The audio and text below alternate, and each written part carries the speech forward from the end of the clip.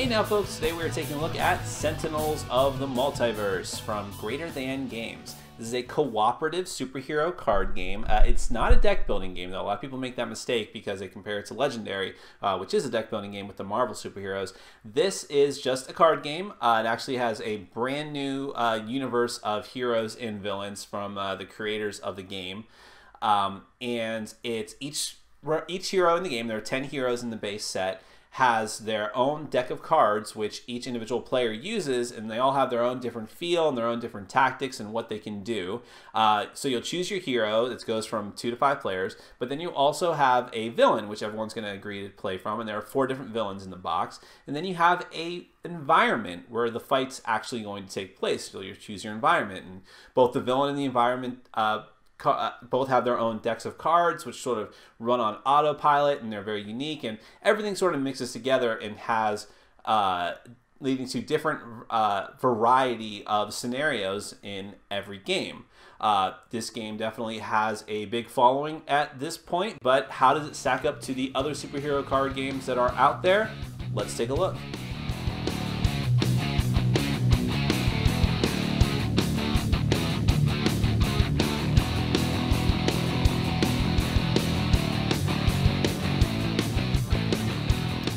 Okay, so Sentinels of the Multiverse can be a pretty involved game, so I'm not going to go over every single last detail, but I'm just going to give you a broad, sweeping overview of the game so you can tell if it's something that's right for you.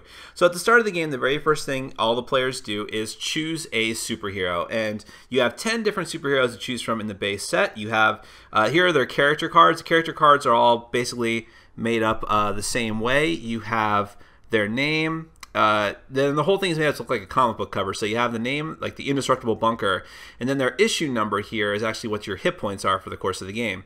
And then every hero has a special power inherent to them. So Bunkers in this case is Initialize, which is just draw a card. Now these little symbols down here are just important if you're trying to keep track of who is the arch nemesis of a particular villain. So these symbols will, if you look in the instruction booklet, they'll reference who each particular hero's arch nemesis is. Now, on the other side of each of these hero cards is what happens if a hero is reduced to 0 hit points.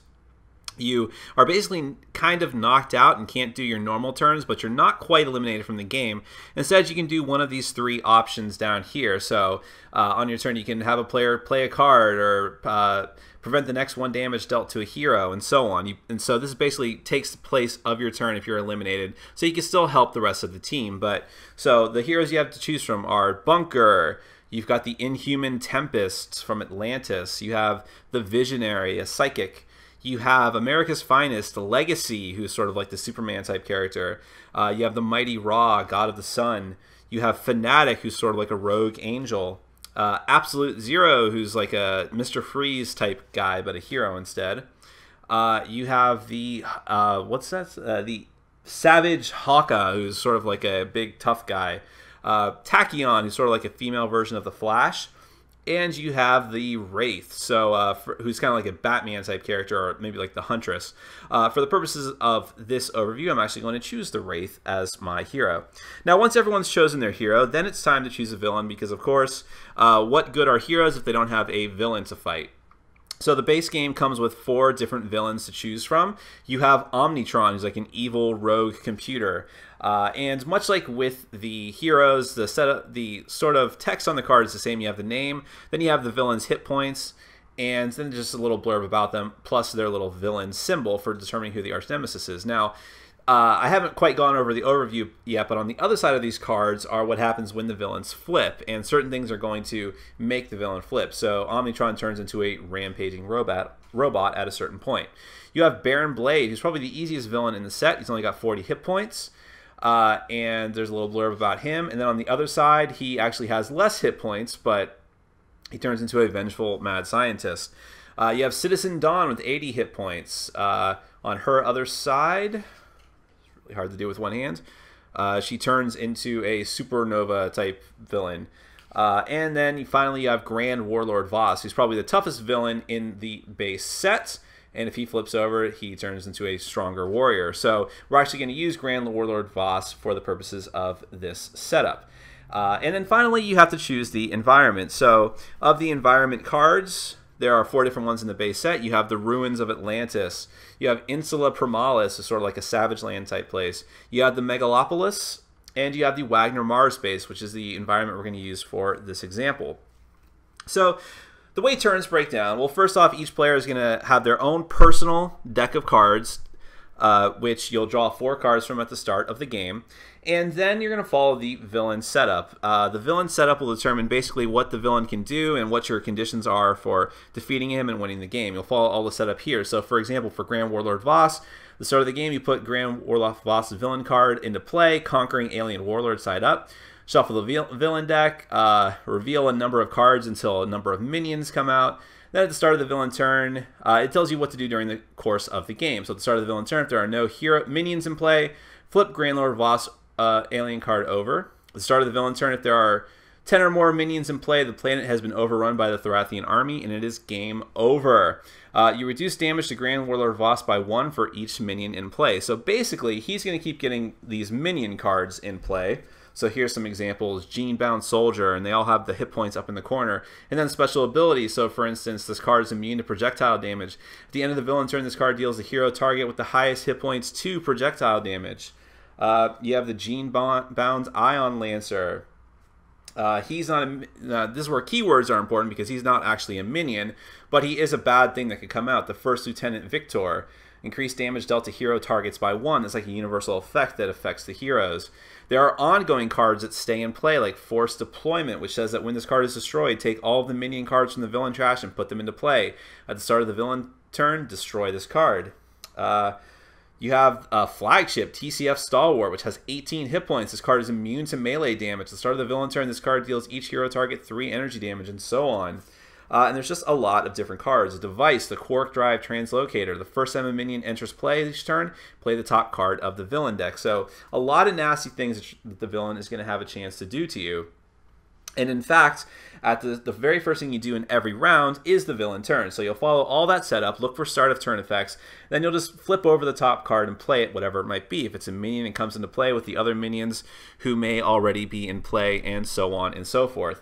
So you're going to do that, and assuming all the heroes have survived, then you go to the environment turn. The environment turn functions somewhat the same way, but you just flip over the top card of the environment deck. And these all have various effects. Some of them hinder the heroes, some of them help the heroes, some of them just sort of change the game in fundamental ways. So, villainous weaponry. Increased damage dealt by villain targets by 1. And of course, these have hit points as well. Pervasive red dust at the end of the environment turn.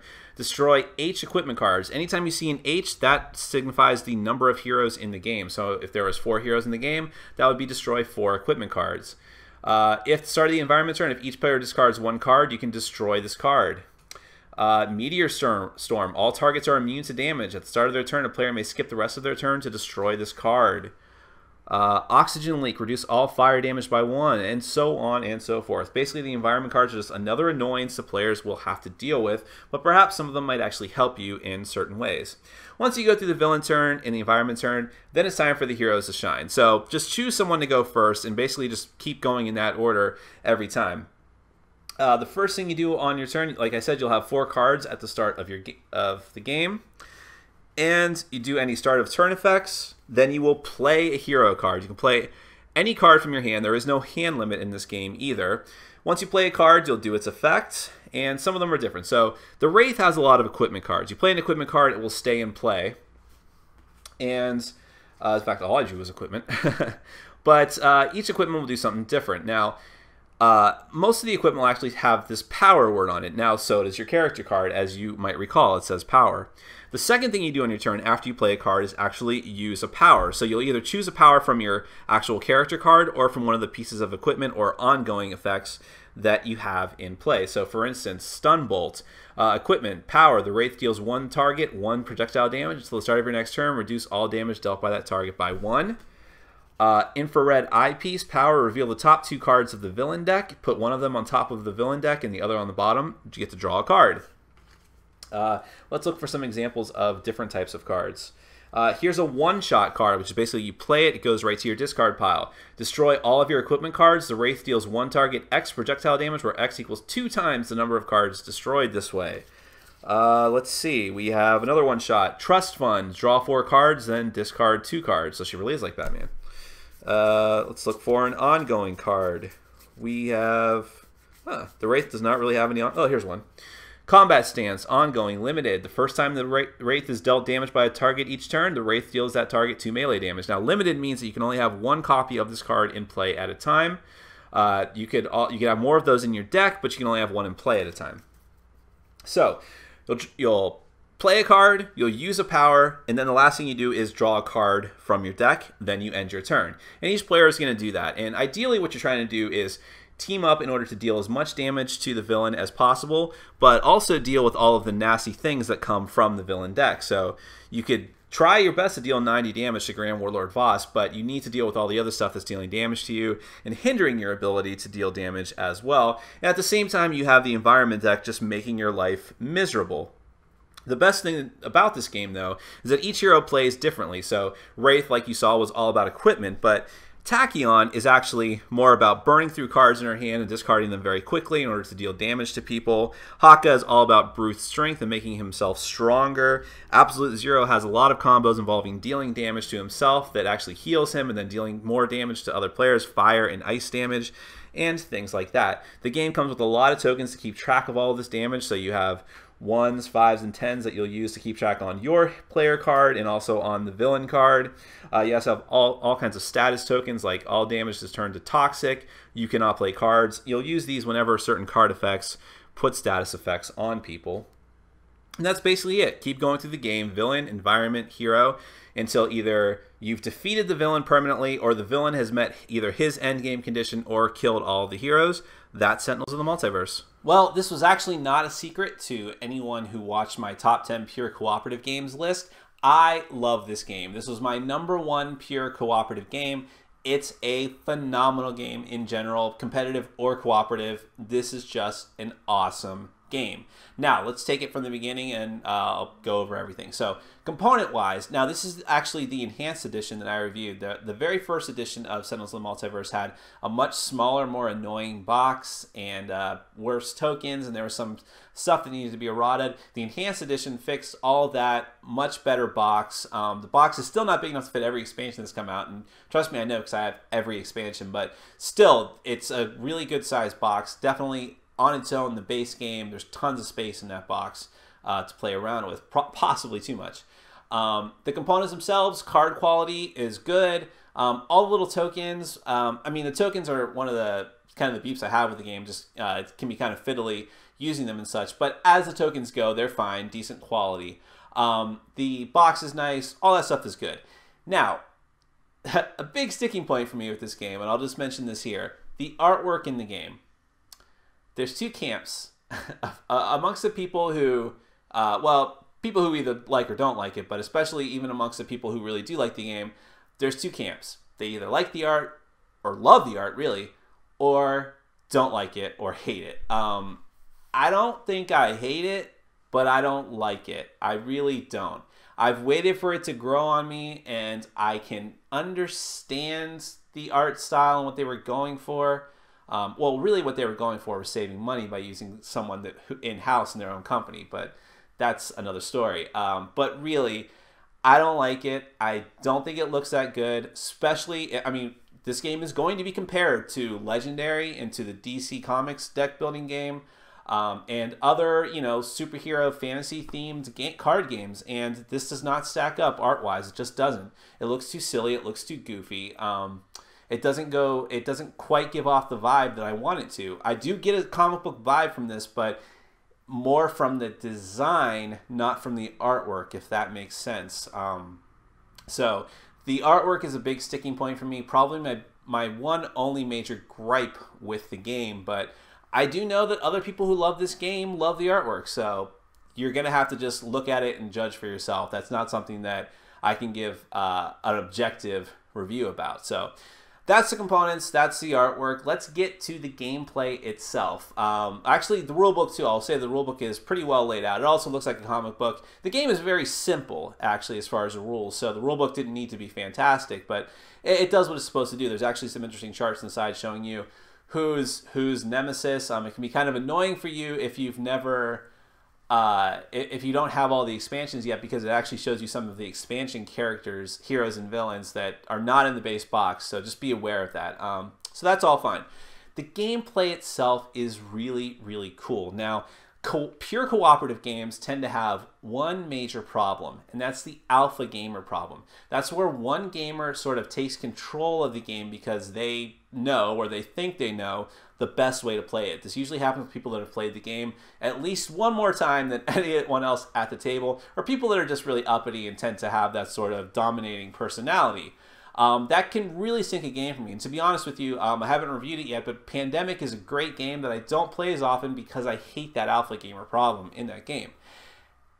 Sentinels goes about solving this problem in a unique way, in the sense that each player has their own hero and has their own deck of cards representing that hero with all of their own unique tactics and powers and abilities, and you really can't tell other people what to do in this game because you have too much to worry about your own. You have to read all of your cards. You have to figure out what you're going to do on your turn, what you're going to discard, what you're going to keep, which powers you're going to use. There's just too much going on, and you have to be concerned with what you're doing. That's not to say that there's no teamwork in the game, and you're going to be helping each other out, but it's going to be in general terms, and you can just, sort of tell people. I mean, you could show people your cards. I mean, there's no rule against that, but really you just kind of tell people, all right, I think I can be really good at dealing a lot of damage to the villain and his minions today, but I'm going to get totally hosed by that environment deck. Can anyone do something about that?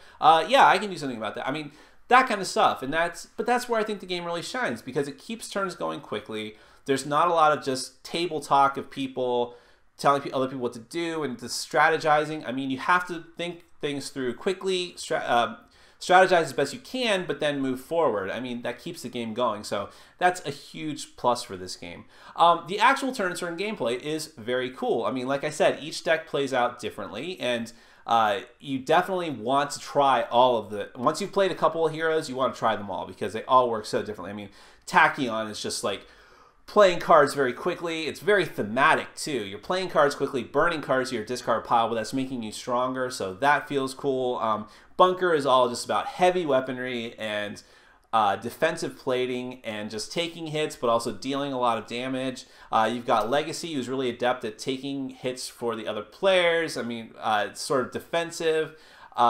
And I mean, Absolute Zero is a very weird one where you're taking fire and cold damage, but then healing from it and then dealing it out to other players and shifting damage around. It's very odd, but seems to just work. There's just a lot of coolness with these heroes and how they work and how they interact with one another that I really like. I like that there's not really player elimination. If your hero happens to get knocked out, you can still contribute to the group. And I have won games of Sentinels before with one or more heroes down, so it happens. It's not unheard of. The villains. The villains are all pretty cool in this box. I will say the one issue with them is that they seem to be way out of whack. There's a couple of villains that are like, whatever, like the Citizen Dawn, I think her name is. Whatever, poser, no, really easy. Whereas Grand Warlord Voss is just like, what? I mean, the first time you fight him, until you're used to the game, he's just going to cream you. And I can't imagine going on the hard level. That's the thing. All the villains actually have a hard difficulty level if you want to go for that.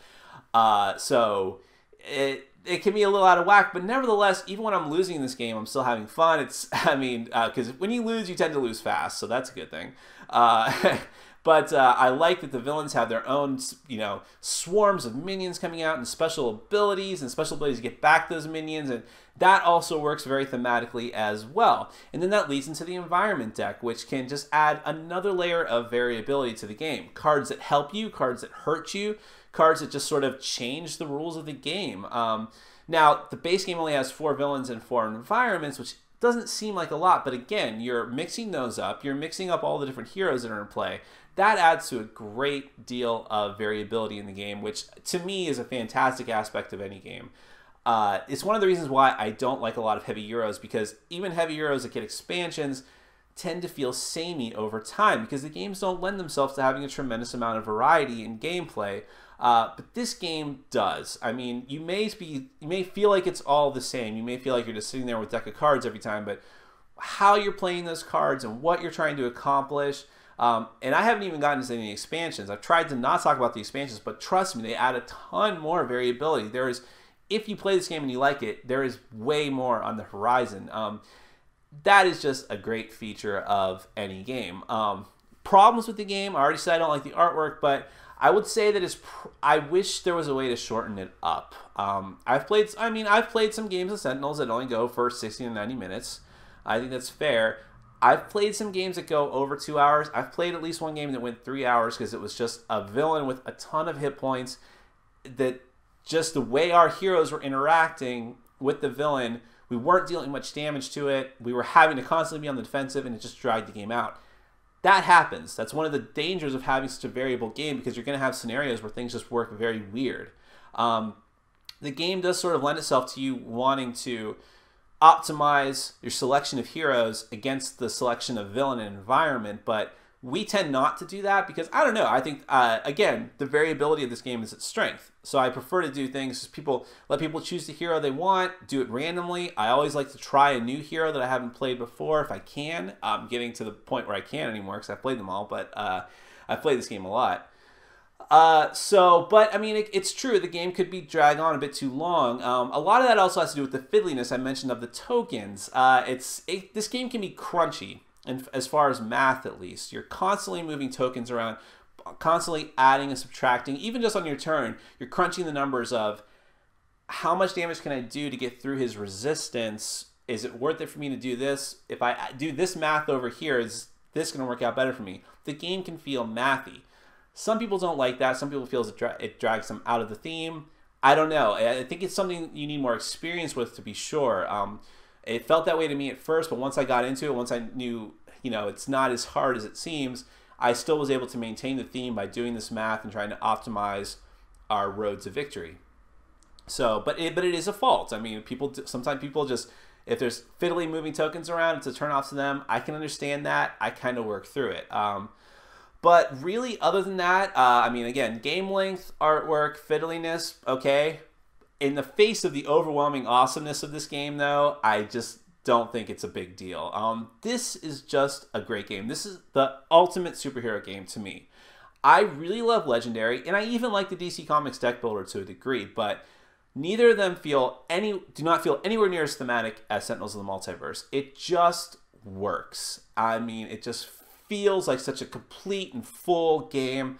It's an awesome cooperative game. It really, really breeds teamwork. There's a lot of cooperative games I have which are just everyone out for themselves, no one cares, and don't have anywhere near as much theme as this. This is a fantastic game. I give it my highest recommendation. What else can I say? My name is Nick. This has been Board Game Brawl and Sentinels of the Multiverse from Greater Than Games. And I'm reminding you to get out there and game every day in every way. Take care.